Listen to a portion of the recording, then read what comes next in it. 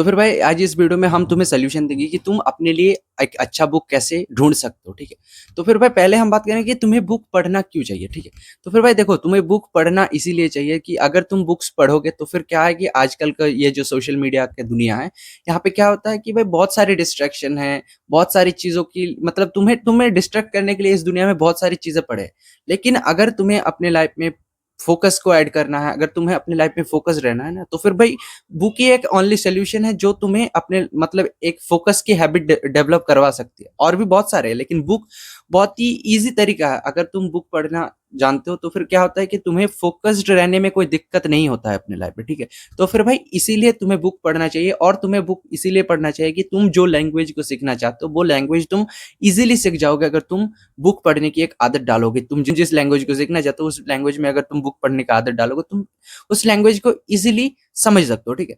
हाँ, तो हमने तो बात कर लिया कि बुक हमें क्यों पढ़ना चाहिए, लेकिन क्या होता है कि प्रॉब्लम यही है कि आजकल की दुनिया में हमें बहुत सारे बुक सजेस्ट किया जाता है कि, और हमारे पास बहुत सारे ऑप्शन है। ई बुक्स के ऑप्शन है, अगर हम इंटरनेट पे पीडीएफ डाउनलोड करके भी पढ़ सकते हैं। लेकिन हमारे पास पीडीएफ होने के बाद भी क्या है कि भाई बहुत सारे बुक्स की पीडीएफ हमें मिल जाता है, और हमें इंटरनेट पे बहुत सारे बुक्स के नाम मिलते हैं, जो हमें बोला जाता है कि हमें ये सब चीजें पढ़ना चाहिए, इसमें ये दिया गया है तो हमें इसलिए इसे पढ़ना चाहिए, इसमें ये दिया गया है तो हमें इसलिए इसे पढ़ना चाहिए।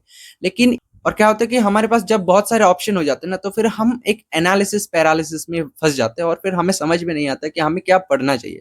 तो फिर भाई देखो, तुम्हें अगर अपने लिए एक अच्छा बुक को ढूंढना है, तो फिर तुम्हें क्या करना चाहिए? तुम बस जीपीटी या कोई भी चैटबॉट वहां पे जाओ। यहाँ पे जाकर तुम अभी अभी मतलब तुम्हारे करंट सिचुएशन में जो भी प्रॉब्लम से तुम अभी डील कर रहे हो, उस प्रॉब्लम के रिगार्डिंग तुम सोल्यूशन मांगो, उस प्रॉब्लम के रिगार्डिंग क्वेश्चंस पूछो, डाउट पूछो, और अपने प्रॉब्लम को सॉल्व करने के बारे में मतलब अपने प्रॉब्लम को तुम कैसे सॉल्व कर सकते हो उसके बारे में बातें करो, ठीक है? उसके बाद जब तुम्हारा जो क्वेश्चंस है, वो डाउट्स है, वो क्लियर हो जाए, उसके बाद क्या करो कि तुम जीपीटी से सिंपल एक बात पूछ लो कि भाई जीपीटी, मुझे तुम कुछ 3-4 बुक्स के नाम बताओ जो मेरी इस प्रॉब्लम की रिगार्डिंग मतलब इस प्रॉब्लम की हिसाब से कुछ बुक्स के नाम तुम मुझे सजेस्ट कर दो, ठीक है? तो फिर भाई जीपीटी जो तुम्हें उस प्रॉब्लम के हिसाब से तुम्हें जो सब बुक्स तुम्हें सजेस्ट करेगा, वो तुम्हारे लिए बेस्ट बुक रहेगा एक बुक पढ़ने की आदत को डेवलप करवाने के लिए। क्योंकि भाई देखो, तुम जब अपने प्रॉब्लम के रिगार्डिंग बुक्स को पढ़ोगे ना, वो तुम्हें इंटरेस्टिंग भी लगेगा, और तुम्हारे अंदर बुक पढ़ने की मतलब तुम उस बुक से रिलेट कर पाओगे, और जब तुम उस बुक से रिलेट कर पाओगे ना, तो फिर तुम्हें उस बुक को पढ़ने में भी इंटरेस्टिंग लगेगा, और तुम उसे मतलब कोई दिक्कत फेस किए तुम उसे पढ़ पाओगे, ठीक है? नहीं तो क्या होता है कि अगर हम ऐसे ही कोई रैंडम बुक को पढ़ने लग जाए, तो फिर हमें वो बुक पढ़ने में मन नहीं करता, या फिर वो बोरिंग लगता है।